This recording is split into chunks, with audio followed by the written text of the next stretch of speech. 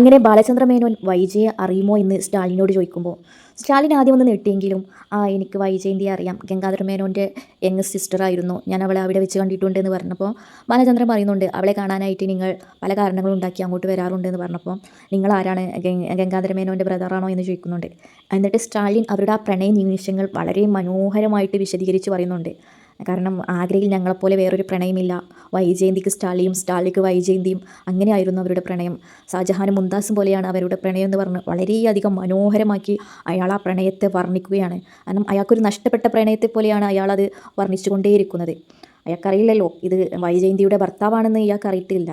അങ്ങനെ നിൽക്കുമ്പോൾ ബാലചന്ദ്രൻ ചോദിക്കുന്നുണ്ട്, നിങ്ങളവിടെ വൈജയന്തിക്ക് വേണ്ടി ഒരു ജോലി സെറ്റാക്കി കൊടുത്തിട്ടില്ലേ അധ്യാപികയായിട്ട് ആഗ്രയിലെന്ന് ചോദിക്കുമ്പോൾ അത് ഞാൻ സെറ്റാക്കി കൊടുത്തിട്ടുണ്ട്, അത് വൈജയന്തി അവിടെ നിന്നും പോവാതിരിക്കാൻ വേണ്ടിയാണെന്ന്. എന്നിട്ട് സ്റ്റാലിൻ ബാലചന്ദ്രനോട് ചോദിക്കുന്നുണ്ട്, നിങ്ങൾക്ക് ഇതുപോലെയുള്ള പ്രണയ നിമിഷങ്ങൾ ഉണ്ടായിട്ടുണ്ടോ എന്നൊക്കെ. അപ്പോൾ ഉണ്ടല്ലോ, അതിലേക്ക് നമുക്ക് വരാമല്ലോ എന്ന് പറഞ്ഞാണ്ട് ബാലചന്ദ്രൻ പറയുന്നുണ്ട്. പിന്നീട് നിങ്ങളവിടെ ഭാര്യയും ഭർത്താവും പോലെ കഴിഞ്ഞു, വൈജയന്തി ഗർഭിണിയായി, അധ്യാപക ജോലി രാജിവെച്ച് നിങ്ങൾ വീണ്ടും വാടക വീട്ടിലല്ലേ നിന്നെന്ന് ചോദിക്കുമ്പോൾ സ്റ്റാലിൻ ഒന്ന് നെട്ടുന്നുണ്ട്. അപ്പോൾ സ്റ്റാലിൻ വീണ്ടും ഒരു സംശയം, ഇയാൾ ഇതെങ്ങനെ ഈ കഥകളൊക്കെ അറിഞ്ഞു എന്ന രീതിയിൽ വീണ്ടും ചോദിക്കുന്നുണ്ട്, നിങ്ങൾ വൈജയന്തിയുടെ കുടുംബത്തിൽപ്പെട്ട ആളാണോ, ഗംഗാധരൻ്റെ ബ്രദറാണോ എന്ന് ചോദിക്കുമ്പോൾ ബാലചന്ദ്രൻ പറയുന്നുണ്ട്, ഗംഗാധരന് അതിന് 2 ബ്രദറല്ലേ ഉള്ളൂ, ആ 2 പേരെയും നിങ്ങൾക്ക് അറിയില്ലേ എന്ന്. അപ്പോൾ സ്റ്റാലിൻ അത് ശരിയാണല്ലോ, നിങ്ങൾ ബാലചന്ദ്ര മേനോനാണല്ലോ എന്ന് പറയുന്നുണ്ട്. എന്നിട്ട് സ്റ്റാലിൻ പറയുന്നുണ്ട്, എന്നാലും നിങ്ങൾക്ക് ഈ 23 വർഷങ്ങൾക്ക് മുമ്പിലെ കാര്യങ്ങൾ എങ്ങനെ ഇത്രയും കൃത്യമായിട്ട് പറയാൻ സാധിച്ചു, നിങ്ങൾ വൈജയന്തിയുടെ കുടുംബത്തിൽപ്പെട്ട ആൾ തന്നെ ആയിരിക്കുമെന്ന് തന്നെ സ്റ്റാലിൻ ഉറച്ച് പറയുന്നുണ്ട്. അപ്പോൾ ബാലചന്ദ്രൻ പറയുന്നുണ്ട്, അതേ ബന്ധപ്പെട്ട ഒരാൾ തന്നെയാണെന്ന്. അപ്പോൾ സ്റ്റാലിൻ പറയുന്നുണ്ട് കുറച്ച് ഗൗരവത്തോടെ, അപ്പോൾ നിങ്ങൾക്ക് കൂടിയിട്ടായിരിക്കും വൈജയന്തിയെ ആ വാടക വീട്ടിൽ നിന്നും ബലമായി പിടിച്ചു കൊണ്ടുപോയതെന്ന്. ആ കൂട്ടത്തിൽ ഗംഗാധരനും ഉണ്ടായിരുന്നു എന്ന് സ്റ്റാലിൻ പറയുന്നുണ്ട്. പിന്നീട് ഒരു 4 പേരുണ്ടായിരുന്നു, അതിൽപ്പെട്ട ഒരാളാണോ നിങ്ങൾ എന്ന് സ്റ്റാലിൻ ചോദിക്കുന്നുണ്ട്. അപ്പോൾ ബാലചന്ദ്രൻ ഒരു ചെറിയോടെ, ഞാൻ അതിലൊന്നും ഇല്ല സ്റ്റാലിൻ എന്ന് പറയുന്നു. എന്നിട്ട് വളരെ ഒരു നിഷ്കളങ്കമായിട്ട് ബാലചന്ദ്രൻ പറയുന്നുണ്ട്, എൻ്റെ റോള് അവിടെ ഒന്നുമല്ല സ്റ്റാലിൻ, എന്നാലും ഞാൻ ഒന്ന് ചോദിച്ചോട്ടെ, വൈജയന്തിയെ ഈ വാടക വീട്ടിൽ നിന്നും കൊണ്ടുപോകുമ്പോൾ നിങ്ങൾ എവിടെയായിരുന്നു എന്ന്. അപ്പോൾ സ്റ്റാലിൻ പറയുന്നുണ്ട്, അന്ന് എൻ്റെ അമ്മച്ചി മരിച്ച ദിവസമായിരുന്നു, ആ സമയത്ത് എനിക്ക് ഒന്നും ചെയ്യാൻ പറ്റിയിട്ടില്ല എന്ന്.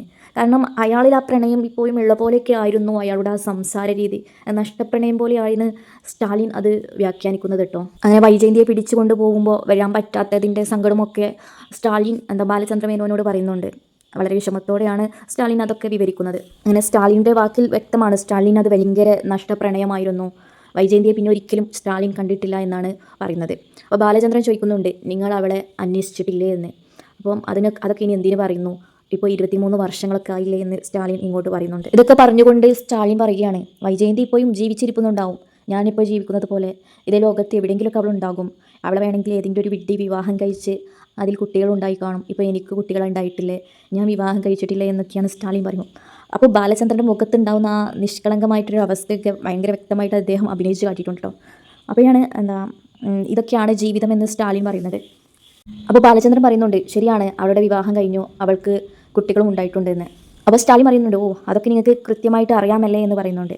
അപ്പോൾ ബാലചന്ദ്രൻ, അതെ, എനിക്ക് കൃത്യമായിട്ട് അതെല്ലാം അറിയാമെന്ന്. അപ്പോൾ സ്റ്റാലിൻ ചോദിക്കുന്നുണ്ട്, അതെങ്ങനെയെന്ന്. അപ്പോൾ ബാലചന്ദ്രൻ പറയുന്നുണ്ട്, നിങ്ങൾ നേരത്തെ പറഞ്ഞില്ലേ ഒരു വിഡ്ഢിയെക്കുറിച്ച്, അതെന്താ നിങ്ങൾ അങ്ങനെ പറഞ്ഞതെന്ന് ചോദിക്കുമ്പോൾ സ്റ്റാലിൻ പറയുന്നുണ്ട്, അവൾക്ക് കുട്ടികളൊക്കെ ആയിട്ടുണ്ടാവാം, പക്ഷേ അവൾ വിവാഹം കഴിച്ചിട്ടുണ്ടാവാം, പക്ഷേ എന്നെ സ്നേഹിച്ചതുപോലെ അവൾക്ക് വേറെ ആരെയും സ്നേഹിക്കാൻ കഴിയൂല, കാരണം അത്രയും ആത്മാർത്ഥമായ പ്രണയമായിരുന്നു അവരിത് എന്നുള്ള രീതിയിലാണ് സ്റ്റാലിൻ പറയുന്നത്.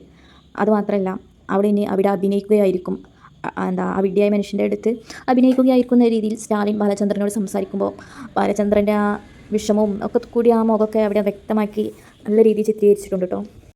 അങ്ങനെ സ്റ്റാലിൻ പറഞ്ഞല്ലോ, എന്നെയല്ലാതെ അവൾക്ക് വേറെ ആളെയും സ്നേഹിക്കാൻ കഴിയില്ല എന്ന് പറയുമ്പോൾ ബാലചന്ദ്രൻ പറയുന്നുണ്ട്, ശരിയാണ്, ശരി തന്നെയാണ് നിങ്ങൾ പറഞ്ഞതെന്ന്. അപ്പോൾ അതും എന്ന് സ്റ്റാലിൻ ചോദിക്കുകയാണ്.